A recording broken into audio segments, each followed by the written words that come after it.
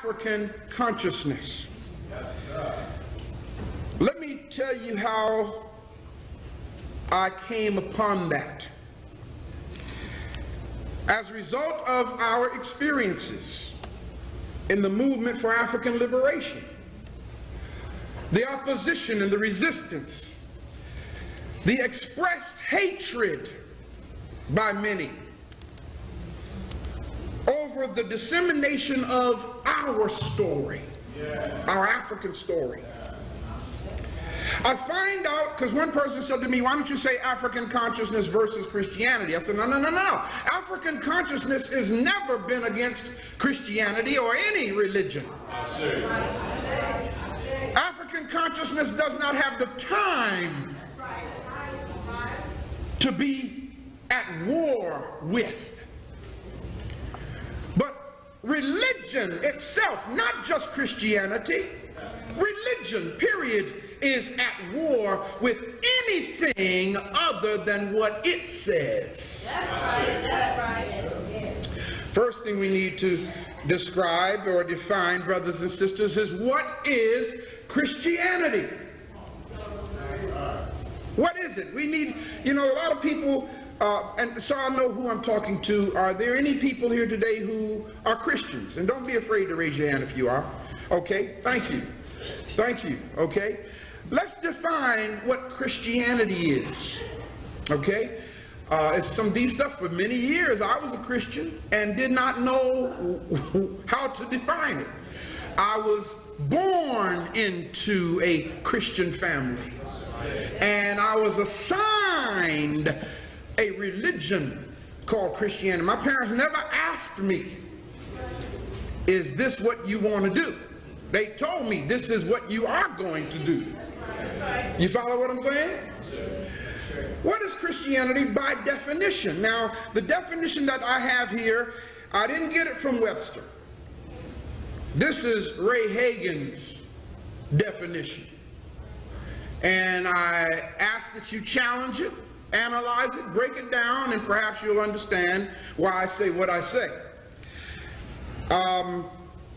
Being that I have been blessed to have the credentials that I have, I think I have the right to give a definition as a black man with excelled academia. I don't say that to brag. I say it because I don't know who Webster was. I don't know what kind of degree, if any, Webster had. You follow what I'm saying? And so far as I'm concerned, his credentials are no greater than mine. And since I am a black man, I think I have the right to define for myself an understanding of a word and hope it makes sense to you. In the definition of its true purpose, what did I just say? Its true purpose, Christianity may be defined as, notice what I have here, a Euro-Gentile. Let me stop right there before I go any further. What do you mean, Pastor, by Euro-Gentile? I mean, number one, it came from the Europeans. Number one. Number two, it came, and the Europeans, according to the biblical text, are Gentiles. Who did I say were Gentiles? According to the Bible, black people are not Gentiles, y'all. Now, I know we've been taught that we are, but according to the Bible, we are not. Write it down if you don't know this. Write down Genesis, the 10th chapter, verses 2 through 5. In fact, I won't just do that to you. I'm going to read it for you right quick. Genesis 2, verses 2 through 5. From the biblical perspective, it says, Genesis 10, verses 2 through 5. I'll start the first verse. Now, these are the generations of the sons of Noah, Shem, Ham, and Japheth. What three people? Shem, Ham. Now, let me say this at the outset, and I told you now, I may say some things that kind of spit outside your circle. Don't freak out on me. All right? Hear what I'm saying. Go verify what I'm saying. Ham, Shem, and Japheth never existed. from the perspective of world history. That's right, teach. From the perspective of the Bible, they existed. Are y'all following what I'm saying? But from the perspective of world history, not one person mentioned in the biblical text ever historically lived. So you're looking at two perspectives here. You're looking at the biblical perspective. You're looking at historical fact. Okay, that's why, brothers and sisters, not one of you in this room can go find the family Teach, Pastor. of anybody mentioned in the Bible. There's no family lineage alive today of anybody. There's no grave of anybody mentioned in the Bible. So we got to learn to think from two perspectives. You got to learn to think from the perspective of fact and from the perspective of biblical mythology. You follow what I'm saying? Back to Genesis 10. It says, second verse, the sons of Japheth. Now Japheth, by the way, from the biblical perspective, is the progenitor of the European nations. Gomer, Magog. Magog means Europe. What did I just do here? Okay. Magog means Europe. And Madai and Javan and Tubal and Meshach and Tyrus. Tubal, for the brothers of the craft. Do you see it there? Hey, buddy, okay. Third verse, and the sons of Gomer, Ashkenaz and Riphath. We call that Germany today. Okay. Fourth verse, and the sons of Javan, Elisha, Tarshish, Kittim, Dodan, and we call that Spain today. Fifth verse, it says, by these names we just named, the descendants of Japheth, were the isles of the, does anybody see what it says? By the isles of the who? Gentiles, yes. Divided in their lands, everyone tongue after their families and their nations. Now, that's it for Gentiles. Yes. The next category starts in the next verse. It says, and the sons of Ham are who? Cush, which we call Ethiopia today. Who else? Mizraim, which we call Egypt or Kemet today. Who else? Phut, which we call Libya today. And Canaan, which is called Palestine today.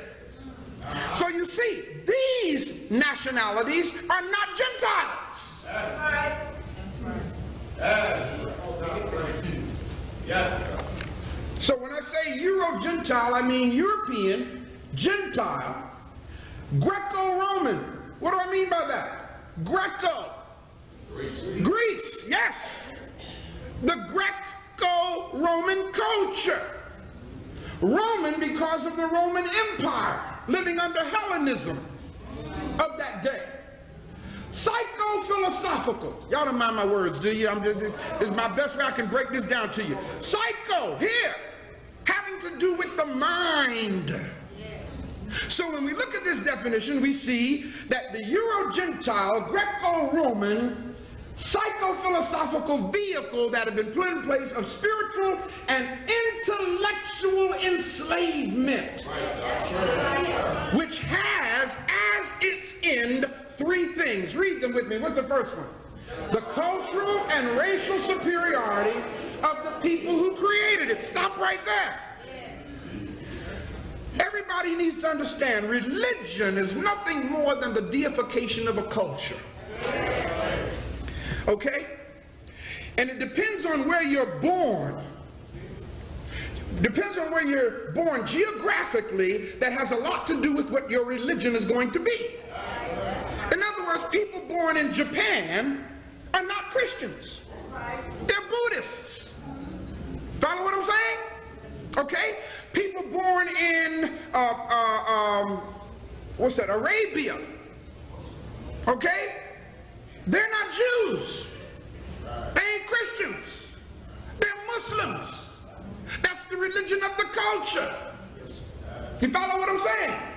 People born in the Western Hemisphere, they're not Buddhists by birth. When they're born, they're not Hindus, as people in India are. In the Western Hemisphere or in Europe, guess what the religion is? Christianity. It's the religion of the geographical location. Well, when you take a people who create a religion, the purpose of their creation is for their cultural and racial superiority. So when you take black folk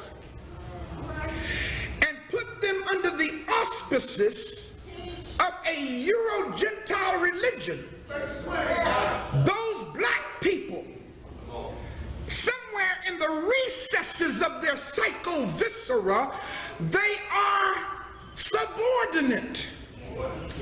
They are inferior